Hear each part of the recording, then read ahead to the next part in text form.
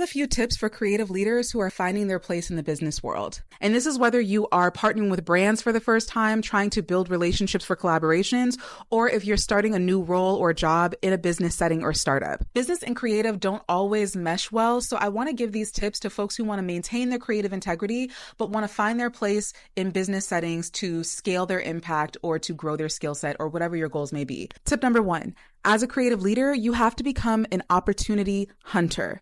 When you're entering into a business situation, there may not be an established way of working or a specific role or job description that perfectly suits what your creative skill set brings to the table. So you have to get in the habit of pitching the value that you can bring forth, even when you can't rely on traditional experience within the field that you're working in or within the type of organization that you're speaking to. Every business has to concern itself with questions about goals, scale, growth, metrics. So as a creative leader, even though that may not be the jargon that you're used to speaking, the language that you're used to operating in, you do have to come prepared to speak to how your contribution is actually beneficial to the business's bottom line. You want to know what success looks like to that company or brand.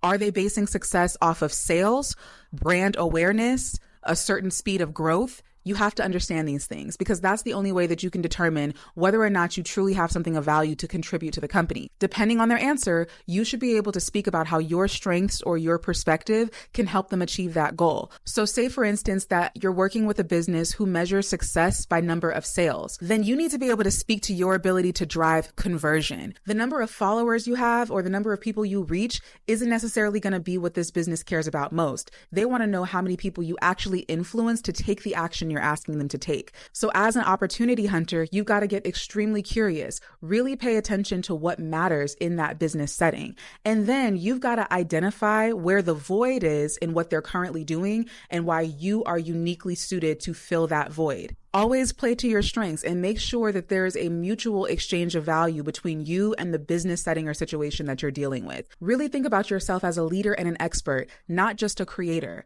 an expert on your audience, an expert on your craft, an expert on your creative process. And then look at that business situation from a bird's eye view and come to the table with questions about things that they haven't tried yet. Whenever I've started a job that I didn't have a lot of traditional experience in, and I knew that there was going to be a learning curve for me to understand that industry or that role, I always came to the table with an understanding of how my existing strengths could add value to the business where it was today. Knowing your value in a business setting, not just in general and not just what you assume your value is, but really understanding what your value is to that business's bottom line is the best way to not get taken advantage of and to make sure that you are in a mutually beneficial partnership. Tip number 2, create new boundaries, but as you are creating new boundaries, also open new doors. If you are a creative leader who is used to a bit more flexibility and nimbleness in terms of how you use your time and energy, you may find yourself having to adjust some things about your creative habits to fit into the framework of a business setting. For instance, whether you're partnering with a brand or you're working within or for a brand, there are likely going to be deadlines. There are going to be certain ways that you need to present ideas and certain ways that those ideas have to be vetted and evaluated among the business team. This may create many more steps than you're used to for your typical creative process. So you want to prepare yourself for that by organizing your time and organizing the way that you communicate so that it works well for the business entity at hand. That may mean that you need to create micro deadlines for yourself in order to meet the overall deadline for your business partner. It may mean that you need to create standard work blocks during your day so that you have time to allocate to the different parts of the task that you have to do. And it may mean that you need to gain more experience in writing more formalized documents like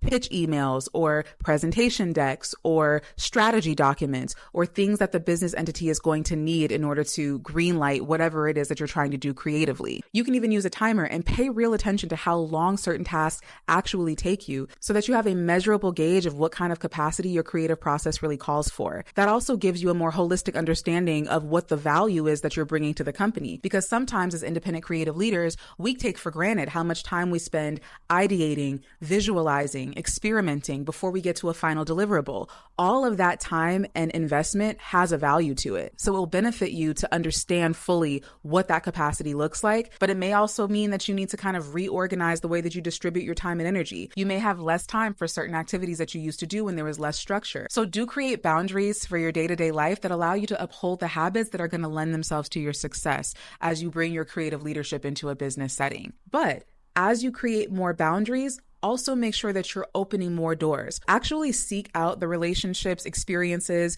knowledge, wisdom, and resources that are going to accelerate you or make your workflow more efficient. Seek out opportunities to do more networking if it's going to allow you to practice pitching yourself. Seek out opportunities to learn more about writing if it's going to strengthen the way that you prepare a creative document. So as you erect boundaries that support your workflow habits, also leave room to bring in the kind of energy that's going to elevate your creative leadership in a business setting. And tip number 3, know what your limits are and know what your exit strategy is. I guess that's 2 things, but it's kind of one tip. Expect that when you're interacting with business professionals that don't have a lot of experience in the creative space or can't identify with the creative process, there's likely to be a disconnect sometimes between expectations and what you're actually able to execute. You may have to look out for things like scope creep when a business partner is subtly tasking you with more than you've already agreed to do and is adding to the expectation of what you're expected to deliver without a conversation about additional compensation or resources. Remember that you have to be the authority on your creative process and the value that it provides. There are many people who still underestimate the amount of energy, skill, and technique that goes into producing a creative product. Don't be offended when this happens. Just take it as a reminder and an opportunity to articulate your limits.